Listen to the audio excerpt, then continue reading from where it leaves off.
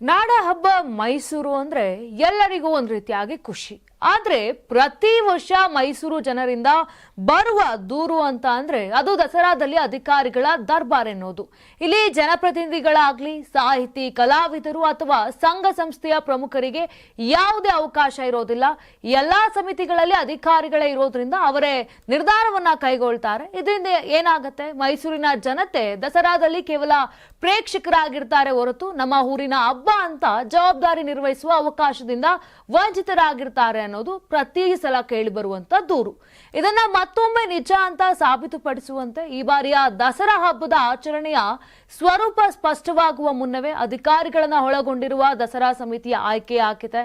ಬಹುಶಃ ಅಚ್ಚುಕಟ್ಟು ಆಚರಣೆಗಾಗಿ ಮುಂಚಿತವಾಗಿ ಸಮಿತಿ ರಚನೆ ಮಾಡಲಾಗಿದೆ ಅಂತ ಜಿಲ್ಲಾಡಳಿತ ಹೇಳಬಹುದು. ಆದ್ರೆ ಜನಪ್ರತಿನಿಧಿಗಳು ಅಥವಾ ಜನರನ್ನ ಒಳಗೊಂಡ ಸಮಿತಿಯನ್ನ ಕೊನೆ ದಿನಗಳಲ್ಲಿ ಆಯ್ಕೆ ಮಾಡುವ ಸಂಪ್ರದಾಯದ ನಡುವೆ ಅಧಿಕಾರಿಗಳ ದರ್ಬಾರ್ ಈ ಬಾರಿ ಹಬ್ಬಕ್ಕೆ ಮುಂಚಿತವಾಗಿ ಆರಂಭವಾಗಿದೆ.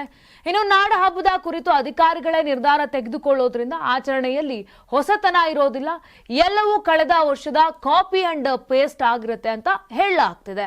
ಆದ್ರೆ ಹೊಸ ಏನಾದ್ರೂ ಪ್ರಯೋಗವನ್ನ ಅಥವಾ ಪ್ರಯತ್ನವನ್ನ ಮಾಡಿದ್ರೆ ರಿಸ್ಕ್ ತೆಗೆದುಕೊಂಡಂಗೆ ಆಗತ್ತೆ ಅಥವಾ ಏನಾದ್ರೂ ಒಂದು ಅಡಚಣೆ ಉಂಟಾಗತ್ತೆ. ಇನ್ನು ಕೆಲವು ಪ್ರಮುಖ ಅಧಿಕಾರಿಗಳಿಗಂತೂ ದಸರಾವೇ ಒಂದು ರೀತಿಯಾಗಿ ಹೊಸತಾಗಿರತ್ತೆ. ಅವರಿಗೆ ಸಂಪ್ರದಾಯ ಆಗಿರ್ಬೋದು ಅಥವಾ ಸ್ಥಳೀಯ ಅಸ್ಮಿತೆ ಇರುತ್ತೆ, ಅದ್ರ ಬಗ್ಗೆ ಅರಿವು ಕೂಡ ಇರೋದಿಲ್ಲ. ಈ ಹಿನ್ನೆಲೆಯಲ್ಲಿ ಹಿಂದಿನ ಕಾರ್ಯಕ್ರಮಗಳ ರೀತಿಯನ್ನೇ ಅನುಸರಿಸ್ತಾರೆ. ಇನ್ನು ಇತ್ತೀಚೆಗೆ ಬೆಂಗಳೂರಿನಲ್ಲಿ ಮುಖ್ಯಮಂತ್ರಿಗಳ ನೇತೃತ್ವದಲ್ಲಿ ದಸರಾ ಉನ್ನತ ಮಟ್ಟದ ಸಮಿತಿಯ ಸಭೆ ಕೂಡ ನಡೆದಿತ್ತು. ಅಲ್ಲಿ ದಸರಾವನ್ನ ಅದ್ದೂರಿಯಾಗಿ ಆಚರಣೆ ಮಾಡಬೇಕು ಅಂತ ಕೆಲವರು ಕೇಳ್ಕೊಂಡಿದ್ರು. ಆ ಸಮಯದಲ್ಲಿ ಅಧಿಕಾರಿಗಳಿಗೆ ಕೇಳಿದಂತ ಕಿವಿ ಮಾತನ್ನ ಹೇಳಿದ್ದಾರೆ. ಒಂದು ಕಿವಿ ಮಾತನ್ನ ಹೇಳಿದ್ರು, ಅದು ಬಹಳಷ್ಟು ಮೆಚ್ಚುಗೆಯನ್ನ ಕೂಡ ಗಳಿಸಿತ್ತು. ಏನಂತ ಹೇಳಿದ್ರು, ಅದ್ದೂರಿತನ ಅಂತ ಅಂದ್ರೆ ದುಂದು ವೆಚ್ಚ ಮಾಡೋದಲ್ಲ, ಒಂದು ರೀತಿಯಾಗಿ ನೀವು ಎಷ್ಟು ವೆಚ್ಚವನ್ನ ಮಾಡ್ತೀರಾ, ಎಷ್ಟು ಖರ್ಚು ಮಾಡ್ತೀರಾ ಅನ್ನೋದಕ್ಕಿಂತ ಯಾವುದೇ ಒಂದು ಗೊಂದಲ ಆಗದೆ ಅಚ್ಚುಕಟ್ಟಾಗಿ ಆಚರಣೆ ಮಾಡುವುದೇ ಅದ್ದೂರಿತನ ಎನ್ನುವ ಅಭಿಪ್ರಾಯ ಕೂಡ ಆಗಿತ್ತು. ಈ ರೀತಿಯಾಗಿ ಒಂದು ರೀತಿಯಾಗಿ ಅಧಿಕಾರಿಗಳಿಗೆ ಕಿವಿ ಹಿಂಡುವ ಕೆಲಸವನ್ನ ಕೂಡ ಅಲ್ಲಿ ಮಾಡಲಾಗಿತ್ತು.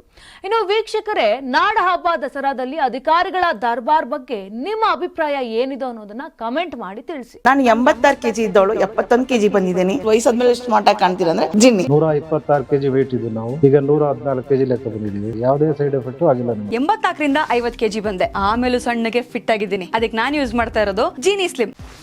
84ರಿಂದ 50 kg ಬಂದೆ. ಆಮೇಲೆ ಸಣ್ಣಗೆ ಫಿಟ್ ಆಗಿದ್ದೀನಿ. ಅದಕ್ಕೆ ನಾನು ಯೂಸ್ ಮಾಡ್ತಾ ಇರೋದು ಜೀನಿ ಸ್ಲಿಮ್. ಸಣ್ಣ ಆಗಕ್ಕೆ ಜೀನಿ ಸ್ಲಿಮ್ ಯೂಸ್ ಮಾಡದೆ ಹೆಲ್ದಿನೂ ಅದೇ. ನೀವು ಸಣ್ಣ ಆಗ್ಬೇಕಾ, ಹೆಲ್ದಿ ಆಗ್ಬೇಕಾ, ಹಾಗಿದ್ರೆ ಜೀನಿ ಸ್ಲಿಮ್ ಯೂಸ್ ಮಾಡಿ. ಸಣ್ಣ ಆಗೋದಕ್ಕೆ ಯಾವುದೋ ಪ್ರಾಡಕ್ಟ್ ಹೇಳ್ತಾ ಇದ್ದಾಳೆ, ಏನಾದರೂ ಸೈಡ್ ಎಫೆಕ್ಟ್ಸ್ ಇದೆ ಅಂತ ಯೋಚನೆ ಮಾಡ್ತಾ ಇದ್ದೀರಾ? ಖಂಡಿತ ಇಲ್ಲ. ಯಾಕಂದ್ರೆ ಇದು ಕೆಮಿಕಲ್ ಫ್ರೀ. ಸಣ್ಣ ಆಗಬೇಕು ಅಂದರೆ ಜೀನಿ ಸ್ಲಿಮ್ ಯೂಸ್ ಮಾಡಿ. ಹೆಚ್ಚಿನ ಮಾಹಿತಿಗೆ ಕೆಳಗೆ ಡಿಸ್ಪ್ಲೇ ಆಗ್ತಿರೋ ನಂಬರ್ಗೆ ಕಾಲ್ ಮಾಡಿ.